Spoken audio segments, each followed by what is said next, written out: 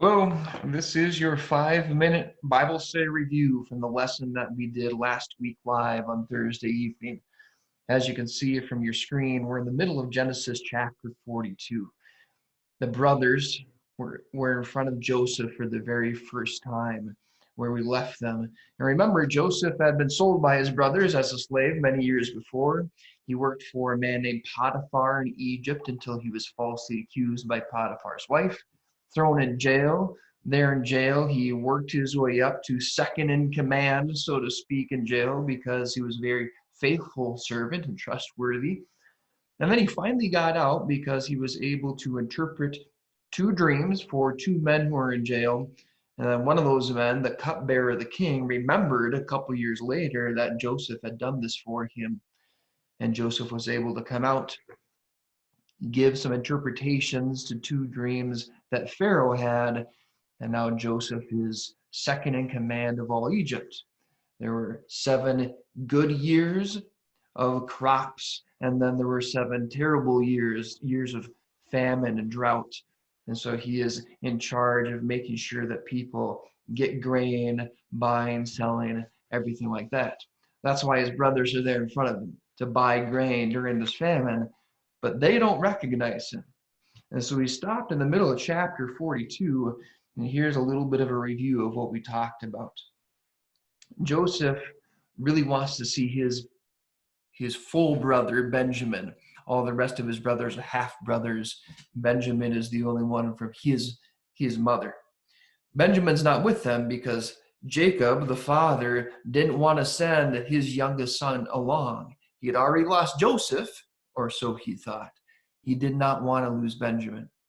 And so Joseph's plan here was to keep one of the brothers in Egypt, send the rest of them back to bring Benjamin to see exactly how they would treat him. The brothers are a little bit nervous, obviously. They don't know it's Joseph. They are being accused of being spies by Joseph. All they want to do is buy grain and get back home. Unfortunately, they are going to have to go through some difficult times to get there. And as we looked at some of these questions, it's interesting to talk about things that still happen today. Joseph brothers thought what comes around goes around, that they were being punished for what they had done to Joseph so long before. Is that a biblically accurate concept, though? Well, in a way it is, and in a way it isn't. You see the answer there. Yeah, God promises there will be consequences for sins, sometimes in this life, sometimes in the next. But in a way, it's not. God never promises that good will happen in this world to those who do good. And also, a big point is there is forgiveness. When we do something bad, we know that we are forgiven. We know that we're not going to suffer any eternal consequences of sin. And so, although you do hear that thought and concept of karma being floated around our culture, it's not really how it works. The Lord is very gracious and compassionate, and he makes sure that we don't get what we deserve. The other question on this section is about Joseph weeping. Joseph was very sad and emotionally spent when he's talking to his brothers and he's listening to them talk about what they had done to him so long before. He probably had a variety of different emotions. PTSD, post-traumatic stress disorder, what he had gone through so long ago is coming back, maybe a little bit of anger, maybe a little bit of sorrow and grief. I like to tend towards D and E, though. He's compassionate about his brothers. He loved his brothers, and he desired a relationship with them again.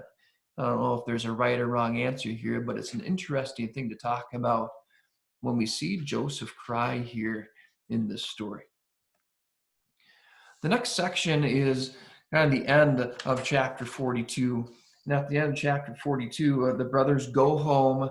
They talk to their father. They tell him what happened, why Simeon is still back in Egypt, because the second in command in Egypt had kept him there.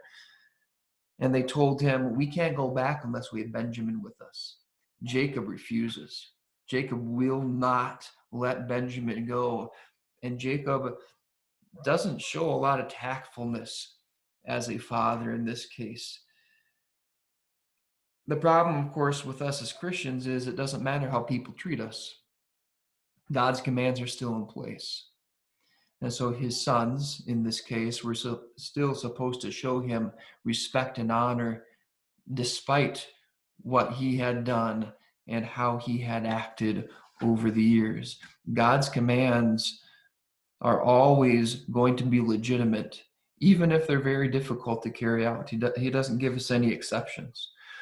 On the other hand, God is using this to strengthen Jacob's faith in a variety of ways. Probably first and foremost, he wants to make sure that Jacob is going to trust in him. He does not have to be worried about what may or may not happen. The Lord also wants Jacob to stop showing favoritism to his favorite sons, Joseph and Benjamin, because they were born to the woman that he loved, Rachel, who was no longer alive. Jacob also probably had to stop thinking about himself, that he was a little bit too selfish in this situation and had to think about the bigger picture. You have a picture there of Joseph dealing out the grain, keeping track of it. He was a very responsible individual at this point, and the Lord used him for some great things, not just for the Egyptians, but of course for his brothers and their families and the nation of Israel down the line. The next section that we got into was the return trip. Now, Joseph's brothers got through all their grain, and they hadn't gotten back yet because, remember, Jacob, their father, wouldn't let Benjamin go with them. Well, now it was crunch time. They were out of food. They had to go back. Judah this time says, I will take full responsibility of your son, our brother Benjamin. If he does not come back, then you can hold me and my children personally responsible. Jacob isn't too thrilled about it, but he does so anyway. Judah was the one, if you remember back in the story, that decided to sell Joseph in the first place. Yes, they were thinking about killing him, but Judah was the one that came up with the plan. Why don't we get some money off of this kid and send him away? Was Judah a little bit guilty, feeling a little bit ashamed for what he did and trying to make up for it? Hard to say, but it does lead to our question on the screen. Why don't we have to make up for our guilt for the crimes we have committed against our Father? Hopefully the answer is obvious. The answer is God's forgiveness is full and free and forever. He doesn't expect us to make up for our guilt and our crimes against him. He certainly does want us to be Christian. He wants us to do what is right, but it's not to make up for what we have done in the past. As it continues along in the story in chapter 43, the brothers bring back the silver that had been in their sacks in the first place. I forgot to mention that. Joseph had placed the silver in their sacks. And so they bring it all back, and they bring extra gifts as well. They bring things like balsam, aromatic gum, and resin. Those are just kind of some fluids, secretions from trees and plants that are used for various different things. Some for medicinal purposes, some probably for incense, some for oils. And so they're trying to bring back something to Joseph that is going to appease him, because this second in command of Egypt is probably going to realize that they took their silver back, even though it was by accident, and they didn't know how it got in their sacks. And so they want to make sure that this man, who they didn't know was Joseph, isn't going to be ticked off at them anymore. Jacob makes them bring back all of this, and he has a pretty healthy understanding of this commandment, even though the commandment hasn't been officially written down yet. You shall not steal. Earlier, Jacob had not been a very good Christian in this regard. He had cheated Esau out of his birthright, and then he stole the blessing from Esau by tricking his father. He manipulated a situation when he was working with his uncle Laban to get more flocks for himself. He was a very selfish, materialistic man early on in his life. But as he matures, and in his Christian maturity, he is able to teach his sons kind of the right way to handle these things. Jacob also demonstrates a healthy trust in God's will. He says, "May God Almighty cause the man to be merciful to you." It's nice when we trust in the Lord because things are going to turn out all right. It's not so good when we start to trust in ourselves because there are failures and frustrations and dead ends. And even when we have a little bit of success, it's very shallow and fleeting, and it's never going to last. The Lord always gives us these situations and puts us in these moments where we are forced to trust in Him. In chapter 43, as the story goes on, they get to the house, or they get to Egypt, I should say, and then they are brought to Joseph's house, and they're very nervous, and they say to the steward, "We didn't mean to take the silver. It was just in our sacks. We brought it back, and we brought more silver to buy more food. We don't want to be in trouble with this guy." And the steward says, "Hey, don't worry about it. Everything's going to be fine." Joseph's brothers were worried about the worst that could happen to them. But why should Christians never have to worry about the worst? Well, the worst is always going to be used for our good anyway. God is going to make sure that the worst is actually going to be a part of His plan. Some people think maybe the worst would be death. Well, for a Christian, death is just the entrance to heaven. So how bad can that really be?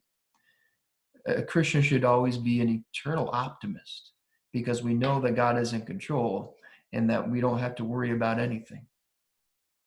Second question in this section is just asking you to single out a difficult situation that you're dealing with right now.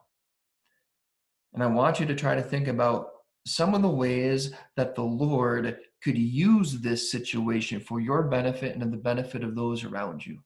It's a healthy exercise to go through, not just now, but on a daily basis. When you're going through a difficult situation, try to imagine, how might the Lord work this out for my good?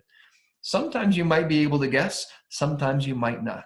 Sometimes you get through it and you look back, and with that 20/20 hindsight, you can see how the Lord works these things out for your good.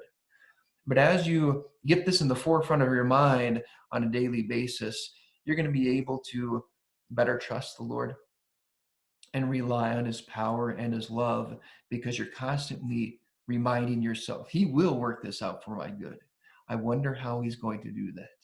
I'm excited and I'm anticipating how He will do that in my life.